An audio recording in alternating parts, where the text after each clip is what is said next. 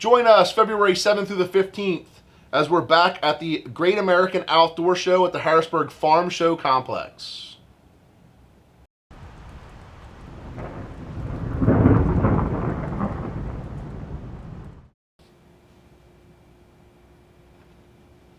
Welcome to this episode of Aftermath. I'm Greg. I've got Nate and Frankie here with me. Today we're going to talk about pet peeves for indoor airsoft play. And I think I'm uniquely qualified to talk about this topic. Yeah.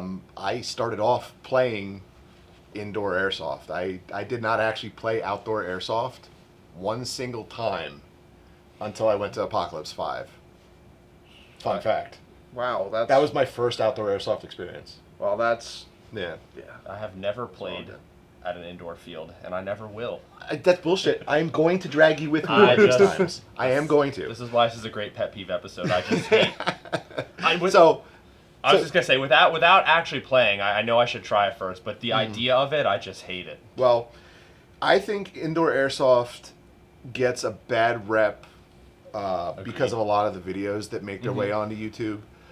I will say that, over the years, I played consistently from open to close when it was Stryker Airsoft in Hackettstown, New Jersey, every Sunday for the first 3 years that I played airsoft. Wow. Every Sunday. That's crazy. I can't imagine being that dedicated to a field. So you want to get me out to an indoor field. So tell me all the reasons why you don't like indoor fields.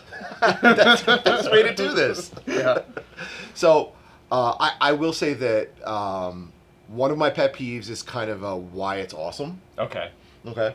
I think that if you get a day of indoor airsoft with a good group, you can't beat it. Okay. You cannot beat it. Honest players, friendly players, people calling their hits and not overshooting. Not getting mud on your gear.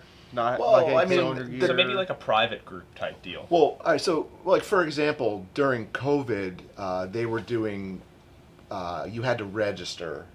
Okay. And everybody had a private area that they were staging in.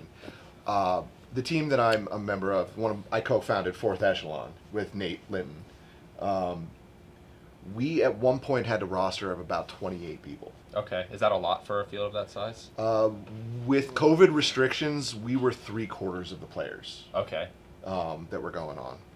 And they basically gave us a private party room to stage in and everything. Oh, that's cool. Nice. We were a large enough group, and per COVID restrictions, if it's a group of people that you're around, you were allowed to be, around them, and they still made us wear masks under our masks. Oh my god. Yeah. But don't get me started on COVID. That's not airsoft. That's a separate pet peeve. Yeah. I will never regret not getting the jab. Yeah. That's all I'm going to say about that. But a group of people that are all your friends, you're used to being around them. They don't cheat or they don't cheat, or if they do cheat, you know where to shoot them again. Yeah. You're less prone to having a lot of the toxicity that a lot of people complain about with indoor. Yeah, I can see that for sure. You get one or two. I will tell you I had a couple of days where I would drive home from there swearing I'd never go back. I did. Yeah. But it was usually because of one or two jerks. And the pet peeve, it's what I said there before. It's not calling hits, blatant hits at that, overshooting, and just general douchebag behavior. Now, I mean, at this field specifically, or in general for indoor fields, is there I'm assuming the chrono limits are a lot lower? Yes. And what about BB weights? So there are some fields that will restrict BB weights. Okay. To me, it's not as important. I was just curious. But what about rate of fire too? That's usually. You don't usually address that. I guess it shouldn't matter if it's a lower limit, right? Well, the big thing is and this will actually lead into an indoor pet peeve, is feathering the trigger. Okay. For all of the uncouth people out there, I like to call it. Oh, thank you. You're welcome. I like to call it finger fucking. They'll get the gun up on their shoulder, and they take their finger and they get into it. So you can tell I don't find the hole. You can tell I'm a nerd. All right. And then they get in the hole. I still couldn't find it. And they just... Yeah, it's semi-auto only, but that's like fast as fuck shooting like that. Yeah, I mean... Yeah, that's a bit ridiculous. The rule is that you have to keep your thumb around it. Oh. And you'll see these kids. They've got their dye masks and their contour cameras, Paul. Speedy boys. And don't just say kids. It's adults doing it just as much as kids. Look, I'm an old man. They're all kids. All right. And they just walk down. They just walk like it's the OK Corral, finger fucking the trigger. To me, that's a pet peeve because you're not. I understand it's a game, but I think that playing tactical is fun. Yeah, and I think too, like CQB or indoor, I feel like nothing against speedy boys, at least on this topic, but I feel like that's what you get a lot of at indoor fields. You're gonna have that typical speedy boy looking gun where like the tank is the stock, and I think they look really cool. They're super cool builds. But like sometimes if you think about it, like what if you have this really cool shotgun you want to use? Like Shotguns are so fun. Yeah, but wouldn't you get smoked if you're up against really? Because of corners and I played a day with when I do the shotgun, I do a sidearm also. I'll put a green gas mag in my high kappa and I'll put that on the side. So if I get into a situation where I need a little bit more of a rate of fire, I'll let the sling drop, smack me in the nuts. Once I recover from that, I draw the high kappa, and then I have a little bit of that going on. I feel like a shotgun would be really cool. Dude, especially with the Wolverine Gen 12. Yeah. I didn't think about a shotgun like that. B10. Yeah. That. Oh, when we went to Stryker with the G&G shotgun. Oh, that was evil. Frankie and I were chasing kids around the field. Now, when you go to a field like that, I'm assuming you obviously have to pay more, but can you... It is more, yeah. But I'm saying, can you, like, say you get a group of, like, 20 people that you know, can you just go and have it be just you 20 people, or do you have to, like, book the day? You can book a private time, like, when they're not normally there for open play. Okay. But if it's an open play session, you can't usually... Gotcha. Because what they'll usually... And this is actually one of my indoor pet peeves, is I think they should hot seat the field. And what I mean by that is you have two groups. One group is sitting, getting water, reloading, while the other group is playing, and then they then they switch. And way too much. Anytime I've ever been to indoors, just way too much downtime. You pay all that money and you're playing like 5-6 games the entire day. Now I will say there are a couple fields out there that I think do it right. Like for example, Replay Airsoft in Maryland. They have a 3-minute timer, and then they lock the door. Damn. You have time to reload your mags, take a swig of water, and go back out there. If you miss the door lock, you're waiting, and their games are 45 minutes plus long usually. At least the last couple times I've been there, and they'll do team A, team B, switch sides, and then if the one team didn't dominate both times, they'll switch again. It's usually they go for about 45 minutes. Oh, is it just you're shooting and respawning? Like, are there objectives? Or? Yeah, sometimes. There are game modes. I think a lot of fields get a little lazy and they kind of fall back to team deathmatch. Okay. Less coordinating. Yeah, and I think part of the reason why the cheating is such a pet peeve of mine with indoor play is because it's infinite. It's usually infinite respawns. Yeah, so just go respawn. Yeah. It's not that big of a deal. And there's like no medicing, right? Because it's just so simple to just walk. Right. Well, when we went to the KWA Tactical League tournament, Rhode Island. Yeah, Frankie almost killed us in the car. That was like 3 times, dude. It was only twice, and once was a rainstorm. And it wasn't my fault. Damn, Mother Nature. Dude, that was an amazing trip. I'm just gonna put that out there. That was fun. But they definitely had a bunch of different game modes, and you got to pick roles, and those roles were the guns that, like, Frankie decided he wanted to be a sniper. Yeah, I took Corey's Wolverine Bolt M, and sniping at a CQB field. Yeah, I mean, I threw a red dot on it. Okay. Because I mean, I could. Maybe I'm interested now. I was able to start like 10 seconds or 5 seconds earlier than everyone else. Yeah, so every role had different perks. Yeah. And you could medic, and I think one of the rules was the first time you shot, you got to take a knee and wait to get medicked. Okay. Yeah, I mean, see, my biggest thing is I obviously only snipe, which is favored for outdoor. But in my opinion, Airsoft, at the end of the day, it's a game of who sees who first. So, like, if this is just from my experience, I never played actual indoor. This is just the times I had to go inside, like CQB, where I had to actually use my sidearm. And, like, if I run into someone and we're both shooting, like, obviously the BBs are going to leave the barrels at whatever time, and because they're not real guns, we don't actually get hit and fall. We're both going to shoot each other.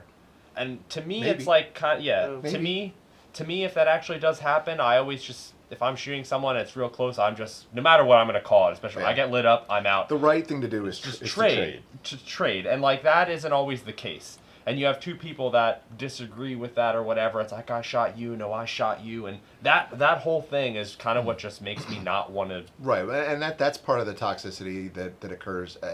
And I think that it's not that common. No, not really. You'll get every now and then, and you can usually isolate them pretty early on in the day. And those are the players that you either pay attention to where they are, or go an alternate way. Another concept that I had, if you could confirm this for me, with games like that, or that style, is it you have more rentals, right? At times. Think about Milsim and Ops and events where you have to register. I feel like that is a completely different group of Airsoft crowd. It can be. Because, I feel like Speedsoft and CQB and indoor and all that, that's kind of more along the lines of, like, how paintball rentals work. Right. So I feel like it's easier to run into, like, more toxic players. It can honestly, though, I will say that some of the indoor fields, based on the fact that they're closer to civilization, usually. Okay. And the availability of rentals. New Jersey's closer to civilization. They want to think so. I grew up there, so I'm allowed to dump on it. Me too. Can't even pump your own gas. So I'm not allowed to say anything. Is that what you're saying? I don't know. Well, I did see this one thing of, like, Maduro's flight plan to New York, and it was, like, flying towards New Jersey. I'm like, going to New Jersey is a worse fate than death. Jersey is terrible, man. Honestly, though, it's not. It's not bad if you like swimming with needles in the ocean. It's not awesome.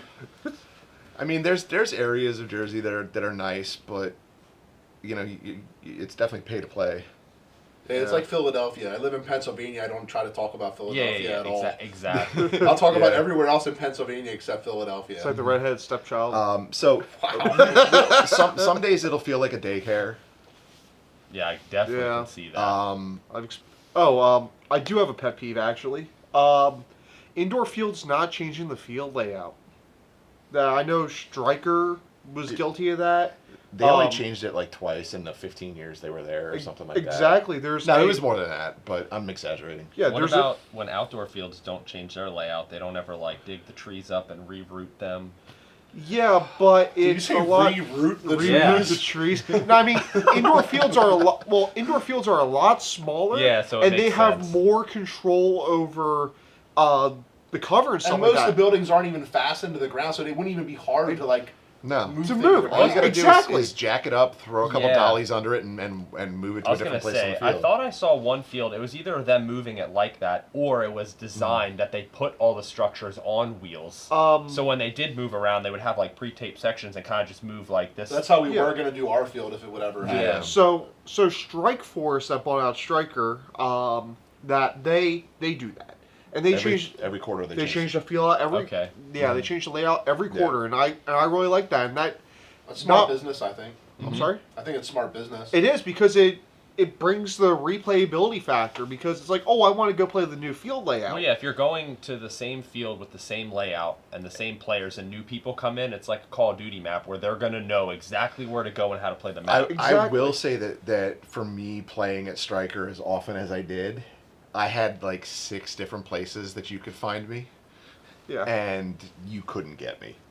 Yeah, there's one field out in Pittsburgh, I'm not going to name any names, but if you know, you know, that they have this one layout and it's been the same since they opened, and from what I've seen, and they haven't really adjusted anything, and then they had another one that they changed around some stuff, which good for them, but yeah, it's just that there's places still not changing the field layout. Now, outdoor, there's a lot less you can control. You can't control where the trees grow. Yeah, unfortunately. Yeah, Nate. Yeah. Unfortunately. That once you dig a trench, it's a pain to put dirt back in it. Now, you can keep adding cover, you can subtract some things, but it's just a lot harder because you have the environmental factor of it. One thing while we're talking about this video, I mean, support your local indoor fields. Yeah. I mean, Airsoft is hurting right now. It's been taking a hit the last 2 years. But support your local indoor fields because it's a lot harder for them to stay afloat than outdoor fields are. Yeah. It really is. The overhead is just exponential by comparison. Yeah. Yeah, I mean, still don't know if I'll ever go, but maybe. You're gonna go. You'll go the next time I go. Okay, What's that gonna be? Is there anything else like indoor pet peeve wise before we wrap this up? Okay, so I think this is going to be a pet peeve for Airsoft in general, but I will die on this hill. HPA doesn't shoot harder. It shoots more consistent. Oh, man. It shoots more consistent. A properly volumed AEG will give you the same joules and have the same travel as a properly volumed HPA. And I will die on this Let's hill. hold that thought and let's do a whole episode on chronograph. The reason why I bring that up in this one is because I shoot a high kappa, and when the FPS limit is 330, I go out there shooting 280, and people still come back and tell me my gun hurts. If you Because get I'm shot in the hand hurts. That's a pet Getting peeve. shot in the I'm skin shooting hurts. If you get shot with an airsoft gun, it might hurt. Yeah. Yeah. But I'm shooting 280 every single time I pull the trigger, where an AEG is generally I find them to be a little bit less consistent. Okay. So basically, you're basically ending it with sometimes the way they chrono is like a pet peeve. I think I think every bird needs to chrono by joules. Yeah. 100%. I agree with that. And with the weight you're going to be shooting. Yeah. Well, it's weird. It's like everyone in the industry, like 6 years ago, finally decided, hey, we're going to start doing joules, but then there's a bunch of holdouts still. Mm-hmm. Well, the problem was with the joule thing is I think a lot of fields just don't understand how the joules work. Yeah. Right. If they had a better understanding and posted 100%. for the players and stuff to understand it makes a lot more sense, and it's a lot safer chronoing in joules than it is FPS. Oh, it absolutely is. Well, also too that the industry has to break the habit of everything being rated with 0.2 BBs. All right, hold on. That's getting into the joule creep thing. Can we do an episode on chrono? So stay tuned right. for an episode based on chronographs. I would love to get into it, but for now, thank you, Greg. Thank you, Frankie. We're gonna wrap it up for the indoor pet peeves. Let us know what you think about indoor fields. Honestly, I'm just going to say, guys, everybody, thank you for watching. Indoor fields are fun. Just go there with a good mindset, a good attitude, and treat everybody the way you would want to be treated. And I think that if everybody can do that, you'll all have a good time. Yeah, and if you're scared to be shot with airsoft BBs, do not go to indoor fields. Yeah. But thanks for watching. Call your hits. There we go. We got there. Boom. Oh man, I'm hyped.